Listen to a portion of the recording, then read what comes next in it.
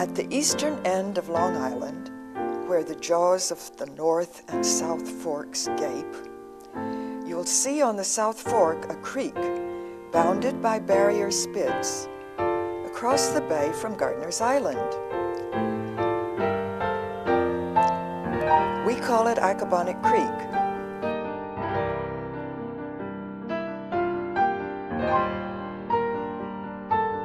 Some call it Accabonac Harbor.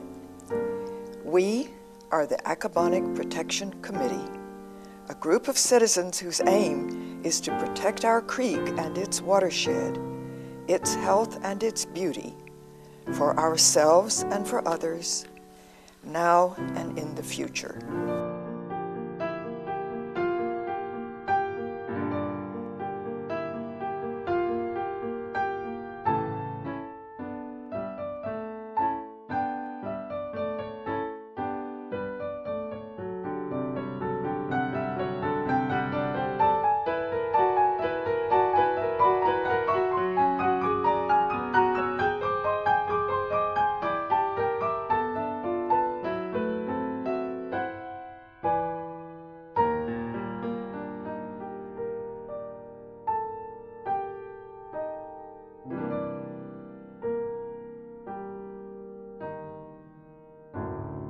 In our imagination, the salt marsh stands as the boundary land between solid ground and the watery world where mollusks, fishes, and grasses meet. It is a place of mosquitoes, herons, and hermit crabs, neither fully land nor fully water.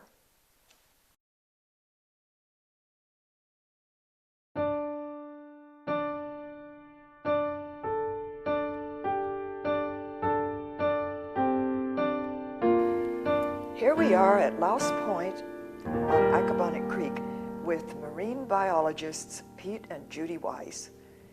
And Judy, what are you doing exactly? Well, we frequently in the summers go on what we call an Accabonac wade that would be open to general public, adults, and kids. This would be the estuarine equivalent of a bird walk, except for birds, you use binoculars, and for these, you really can't do very well looking with binoculars into the water. So we go with our net, with the seine net, walk around, collect whatever happens to be there, put them into an aquarium, and talk about them with the group of people. And then later, of course, return everything back to the water.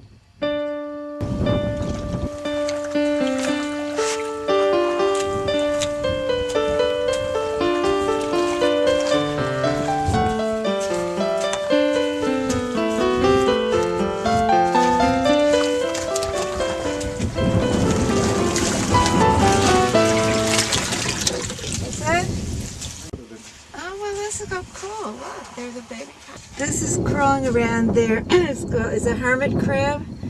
See, it's a crab that is using an old snail shell for its home.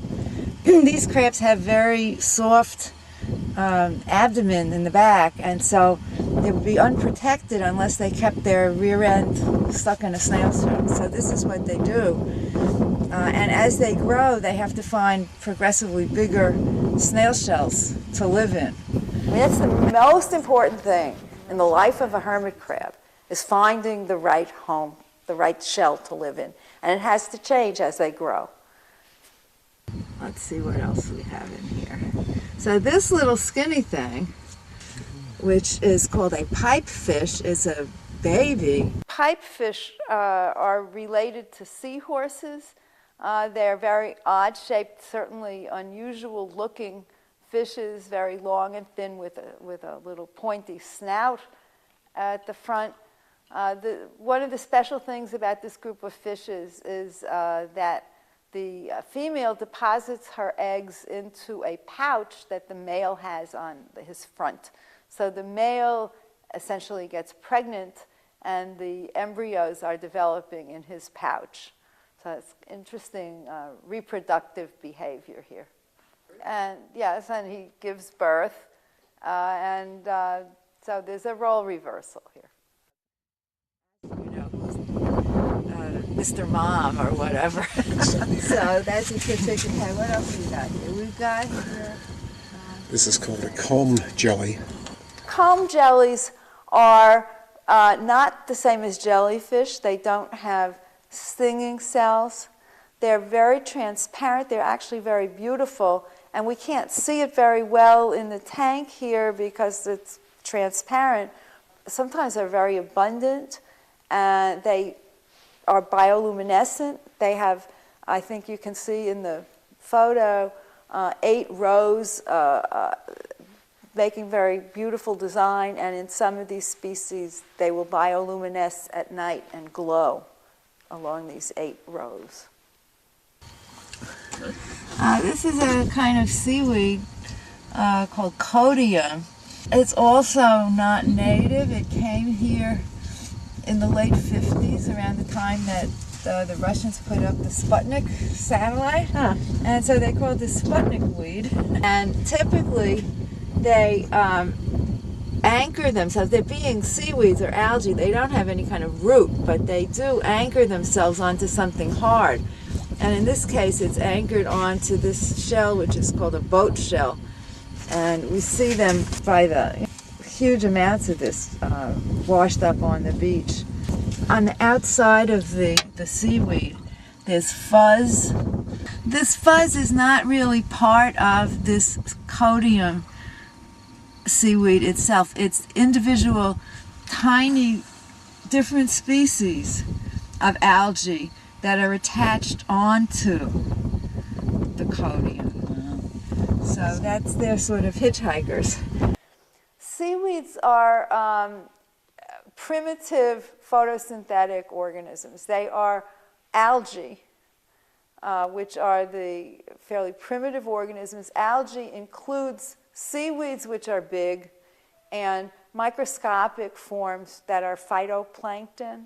And between the phytoplankton and the seaweeds are responsible for most of the photosynthesis that goes on in the world's oceans. Okay, here's another seaweed, this one being native and very generally associated with marshes. It's called a rockweed.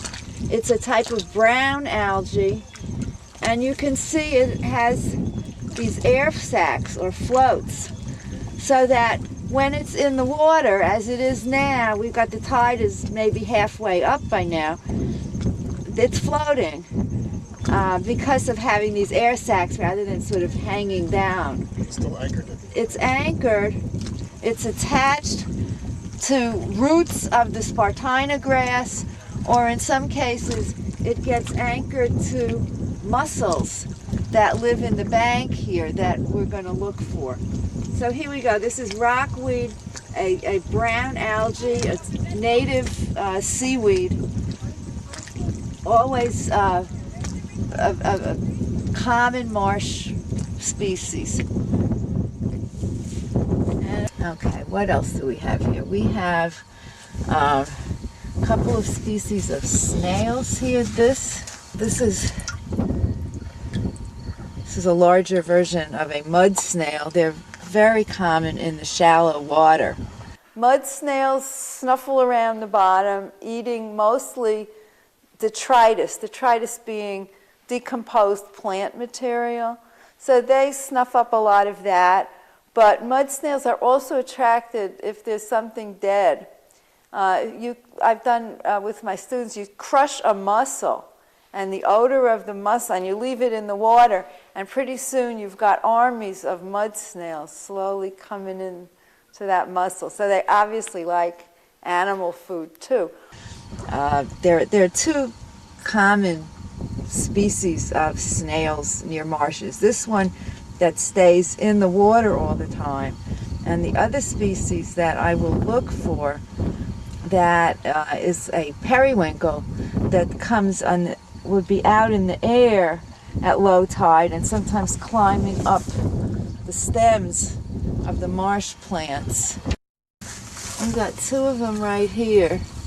Get in there. Are seen here in the intertidal zone. These are snails that are living part of the time above the tide line. As the tide's gone out, they're left high and dry in the marsh, or sometimes actually climbing on the marsh plants.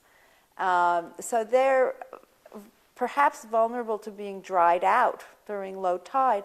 These snails, unlike the mud snails, these snails have this hard structure that they can, sort of like a trapdoor that they can close, isolating them from the environment. So if it starts to get too dry, if they're too high up and it's too dry, they'll just shut this thing up and not dry out.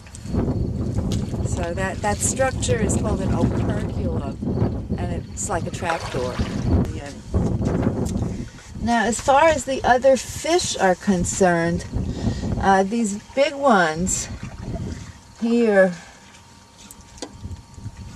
are called striped killifish. Striped for obvious reasons. And they are not the most, they were the ones that we got the most of today. Here's another one. But you notice the stripes go differently on this one. Yeah, right. This one, the stripes are more horizontal. You're holding the male, and I'm holding the female. So they have a different kind of stripe pattern. Is this as big as they get? Yeah, pretty much. Yeah, this female That that I'm one is holding. about as big as they get. Someone once told me that in Wainscott Pond they get to be 7 inches long. No kidding. They're almost big enough to eat.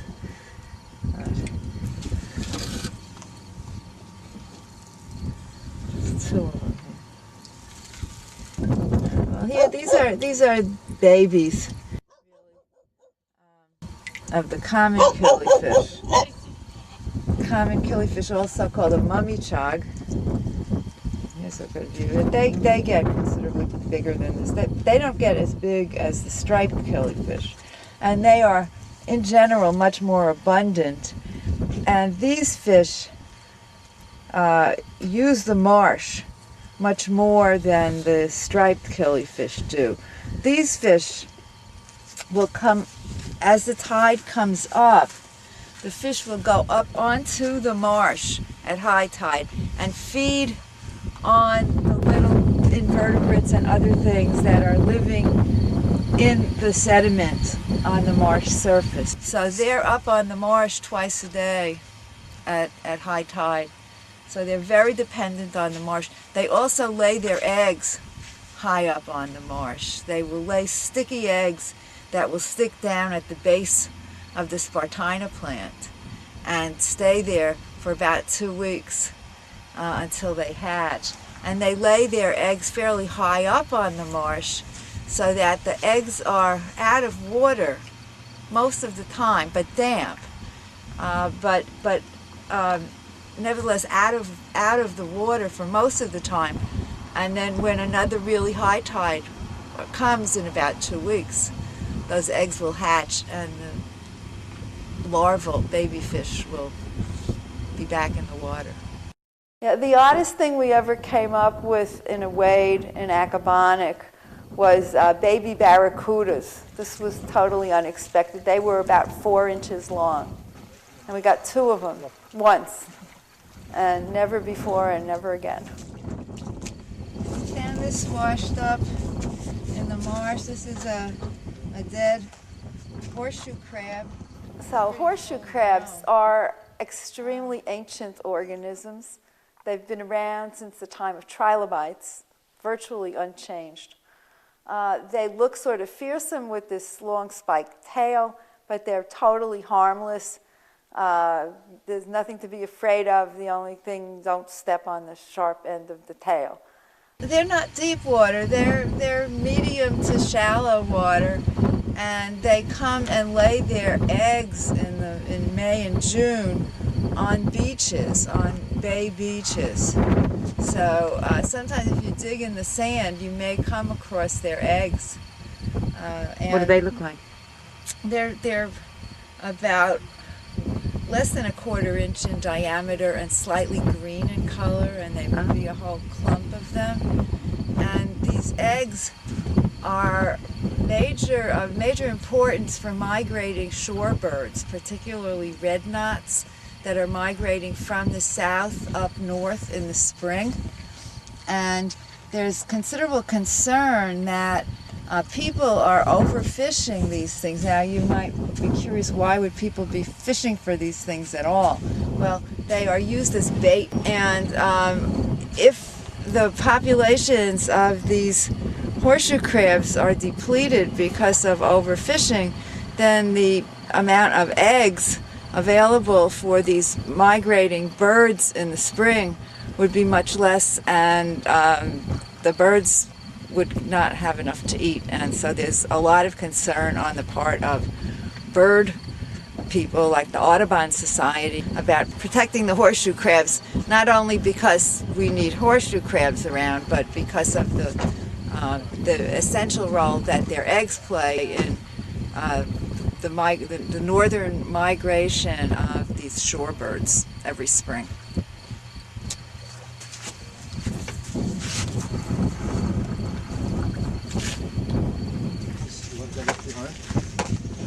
Here's some fiddler crab holes.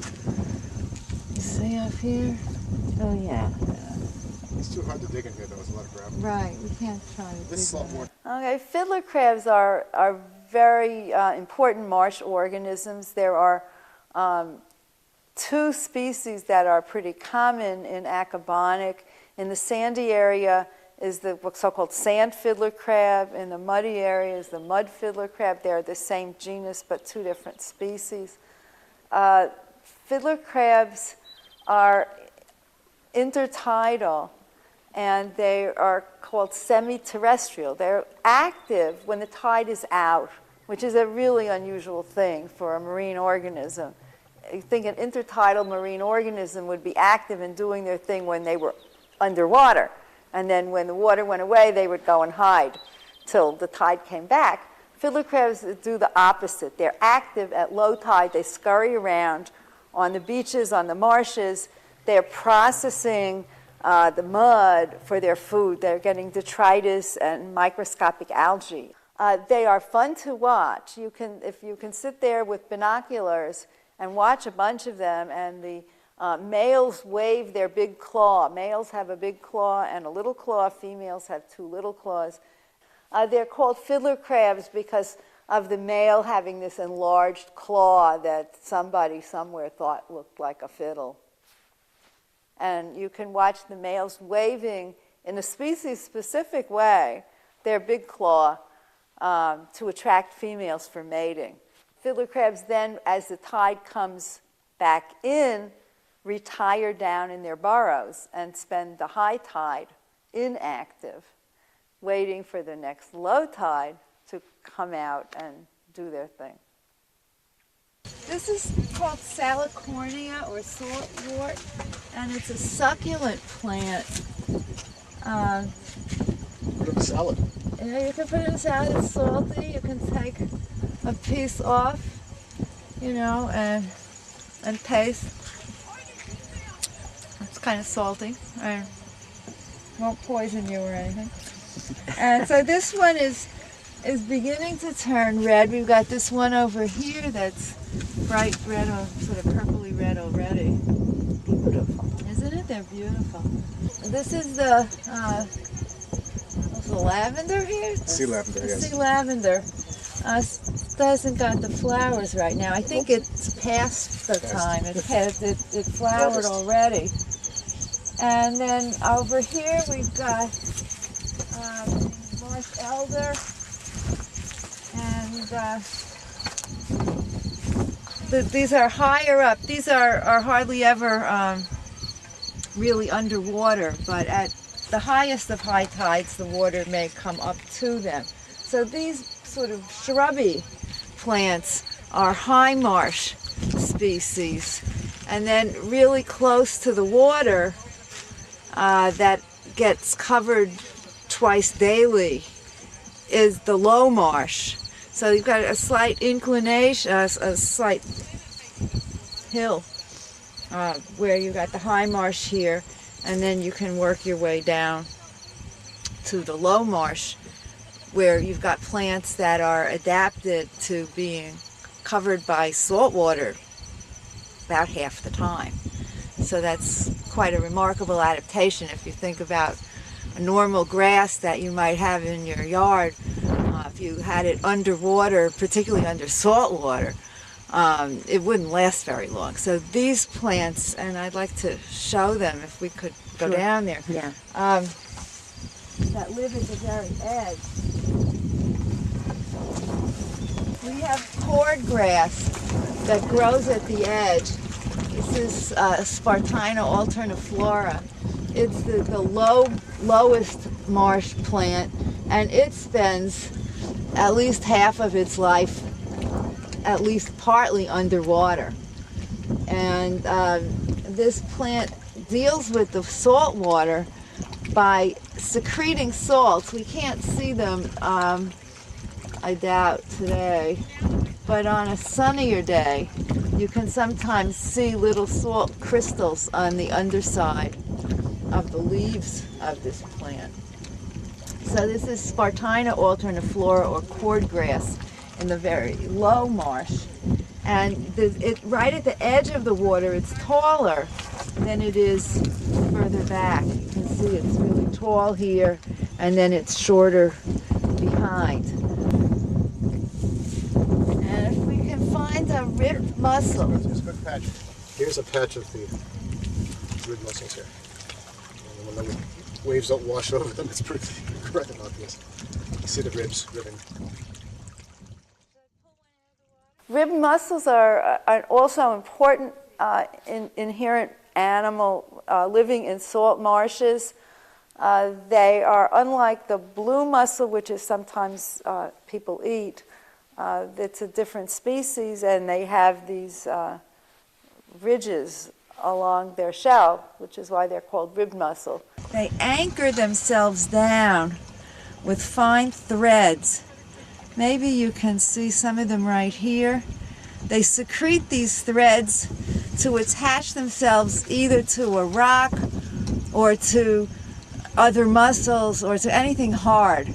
And these are fairly elastic threads, and if I pulled hard enough, I could separate them. Mm-hmm. But they're pretty tough. Mm-hmm. And so in cases of, big waves and currents and hurricanes or whatever, they can stay and not get swept away. They're pretty solidly attached to whatever it is that they're attaching to. This plant Spartina patens is behind the Spartina alterniflora on a marsh. So they're in an area where they are exposed to the air somewhat more.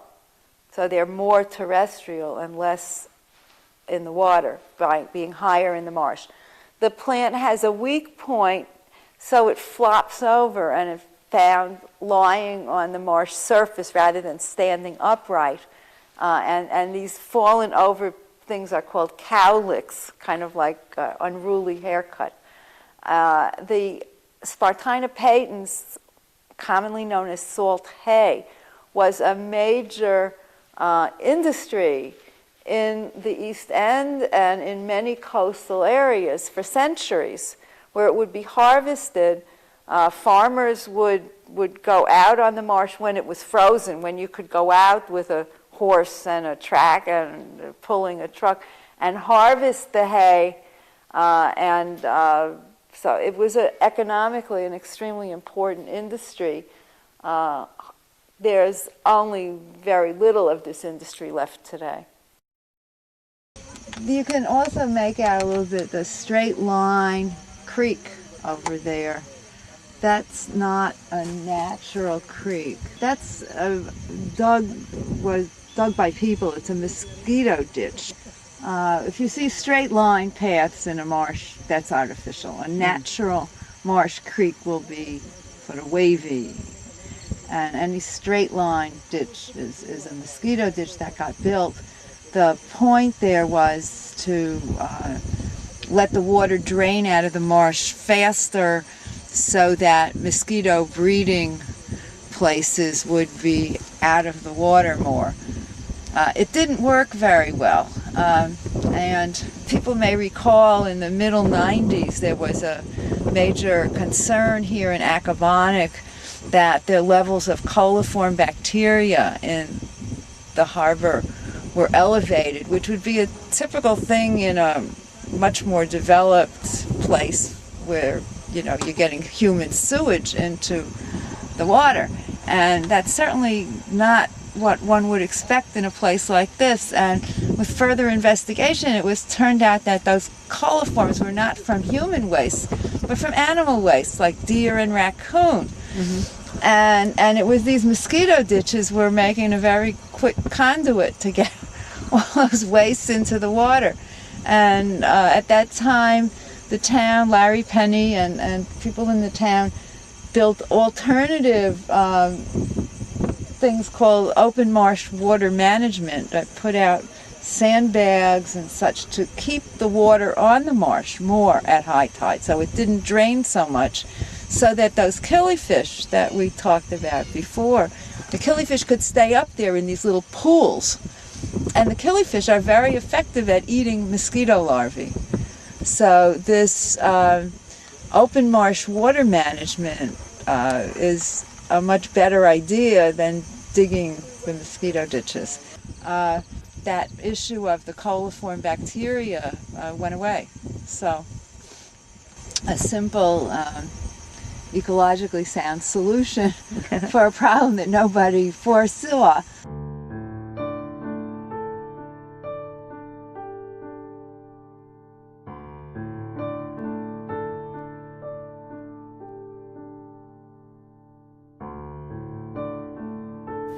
Accabonac Creek is a beautiful place that has long been attractive to painters and photographers, and people who live around here love this place. It is a beautiful place.